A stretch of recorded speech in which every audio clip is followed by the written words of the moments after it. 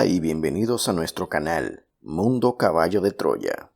Continuando con la descripción que se hacen de los personajes vinculados a Jesús, según Caballo de Troya, hoy hablaremos de Juan el Bautista o Yehohanán, uno de los personajes que no quedan muy bien parados en la saga por su delirante y esquizofrénico pensar. El nombre de Yehohanán, querido por Dios, es como se pronuncia Juan en arameo. Según Jasón, aquel hombre era un hombre alto y espectacular. El mayor calculó que tendría más de 2 metros, o 6 pies 6 pulgadas de altura en el sistema inglés. Era un hombre que vestía con poca ropa, casi desnudo, con un cinto negro de cuero muy ancho, de unos 20 centímetros, y un sac o taparrabo breve de piel de gacela. Un zurrón blanco colgaba en bandolera. Cabellera rubia y espesa. Jamás, dice Jasón, había visto un pelo tan largo en un hombre. Lo recogía en 7 trenzas que llegaban hasta las rodillas. Al caminar se agitaban como látigos. Era un hombre rubio y de tez blanca. El dorso de la nariz, las cuencas oculares y parte de las mejillas aparecían afectadas por una gran mancha en forma de mariposa, una enorme inflamatoria de la piel. Aquel hombre tenía el iris azul celeste y el centro del ojo de un rojo fuego, pupilas rojas, con toda probabilidad la señal de un albinismo ocular. Tenía una voz ronca y quebrada que llegaba con fuerza, sin vacilación alguna. Era un arameo guerrillero, difícil y en ocasiones oscuro, propio de las montañas y del desierto de la Judea. Hablaba con mucha rapidez. La voz, como una ola, iba y venía. A la gente le llamaba la atención, le entusiasmaba. Aquella gente, con las caras desencajadas por el odio y el deseo de venganza hacia los romanos, hubieran seguido a Juan el Bautista hasta el fin del mundo. Para comprender el mensaje de Juan, debe tenerse en cuenta la situación del pueblo judío en el momento en que apareció él en escena. Por casi 100 años, todo Israel se venía enfrentando con un dilema. Nadie podía explicar el porqué de su continuado sometimiento a los amos gentiles. ¿Acaso no enseñaba Moisés que la rectitud siempre sería recompensada con la prosperidad y el poder? ¿Acaso no eran ellos el pueblo elegido de Dios? ¿Por qué estaba desolado y vacante el trono de David? A la luz de las doctrinas mosaicas y de los preceptos de los profetas, era difícil para los judíos encontrar explicaciones para su tan prolongada y desolada situación nacional. Yehohanán no consiguió nunca emerger por completo de la confusión provocada por lo que había oído decir a sus padres respecto a Jesús y los pasajes que leía en las Escrituras. En el libro de Daniel leía: «Miraba yo en la visión de la noche, y he aquí con las nubes del cielo venía uno como un hijo de hombre, y le fue dado dominio y gloria y un reino». Pero estas palabras del profeta no se armonizaban con lo que le habían enseñado sus padres.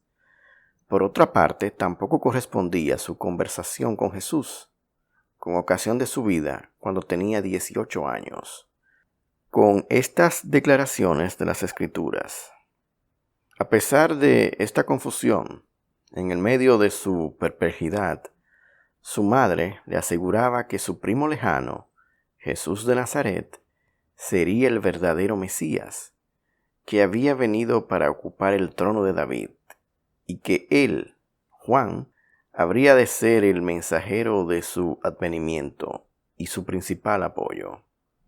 Fue la influencia de Elías lo que hizo que Juan adoptara sus métodos de ataque directo contra los pecados y vicios de sus contemporáneos. Quizás por ello vestía como Elías, intentaba hablar como Elías, en su aspecto exterior, era en todo semejante al antiguo profeta.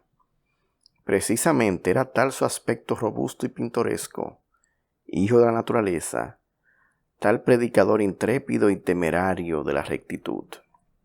Juan no era un iletrado, bien conocía las sagradas escrituras judías, pero distaba de ser un hombre culto.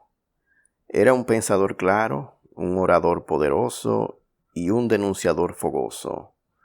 No era un ejemplo para su época, sino más bien una censura elocuente. Finalmente elaboró su método para proclamar la nueva era, el reino de Dios. Aceptó que habría de convertirse en el heraldo del Mesías. Apartó todas las dudas y partió de En-Gedi, un día de marzo del año 25 de nuestra era, para comenzar su corta andadura como predicador público. Sí, según Caballo de Troya, Juan el Bautista, o Jehohanán, tenía ideas confusas del advenimiento del reino de Dios y de Jesús. Cuanto más predicaba, más confuso estaba. Juan sufría confusiones en su mente, por su problema mental, pero en su espíritu nunca jamás. No dudaba de la llegada del reino, pero distaba de estar seguro si Jesús sería o no el gobernante de ese reino espiritual. Mientras se aferraba Jehohanán a la idea de la restauración del trono de David, las enseñanzas de sus padres de que Jesús, nacido en la ciudad de David, había de ser el libertador tan esperado, le parecían consecuentes, pero por momentos, cuando se inclinaba hacia la doctrina de un reino espiritual y el fin de la era temporal en la tierra, le invadía la duda sobre el papel que habría de desempeñar Jesús en tales acontecimientos. A veces llegaba a ponerlo todo en tela de juicio, pero no por mucho tiempo. Realmente hubiera deseado conversar sobre todo esto con su primo, pero eso estaba en contra del acuerdo explícito que ambos habían convenido. Para el anunciador, la mujer era algo negativo, porque fue creada a partir de una de las costillas del costado izquierdo de Adán. La repulsa por las mujeres no obedecía únicamente a razones bíblicas, más o menos discutibles, ya que Jasón pudo contemplar una vez a Jehohanán desnudo, cuando éste se bañaba en el río durante largo rato y desde diferentes ángulos. Jehohanán padecía una criptoquirdía bilateral, es decir, la ausencia de ambos testículos. Lo más probable es que hubieran quedado detenidos en el vientre o en el conducto inguinal durante el período fetal, o en la infancia, en la obligada emigración hacia el escroto o las bolsas, en las que mantienen una temperatura ligeramente inferior a la del cuerpo, favoreciendo así la modulación. Esta ectopía testicular o situación anómala podía provocar una degeneración de dichos órganos y convertirlo en un hombre estéril. Si la atrofia, como sospechaba, era permanente, además de la referida esterilidad, Jehohanán se hallaba sujeto igualmente a algún tipo de impotencia. Esta situación sí explicaba el rechazo hacia el sexo femenino y su frustración personal hacia ellas. El anunciador, como también se le conocía, tenía al igual que Jesús discípulos, entre ellos a nada más y nada menos que a Judas Iscariote. Abner era el jefe de los discípulos y era el hombre de confianza de Juan el Bautista. Jehohanán, como ya dijimos, padecía algún tipo de patología que desequilibraba su mente. Creo que muchos conocemos el triste y desgraciado final que tuvo Juan el Bautista o Jehohanán cuando fue apresado por Herodes. El hecho se llevó a cabo durante un festín en honor a Herodes por sus compañeros. La hija de Herodías, Salomé, la cual accede a bailar para el tetrarca delante de todos los invitados. Herodes, excitado por el vino, la observa con concupiscencia y le promete que le dará todo lo que le pida, hasta la mitad de su reino. Tras una breve consulta con su madre, Salomé le pide la cabeza de Juan el Bautista en un plato. Entristecido y obligado por haber dado su palabra, Herodes manda a un guardia a cortar la cabeza de Juan el Bautista. Después el guardia se la presentó a Salomé, quien se la ofreció a su madre Herodías. Y así, con esta forma, Juan el Bautista llega a la muerte, siendo uno de los hechos más desgarradores y a la vez más fuertes que se narran en toda la saga. Pues bien, hasta aquí el video de hoy. En otros videos hablaremos más sobre Juan el Bautista o Yehohanán. Si no te has suscrito al canal, es el momento de hacerlo.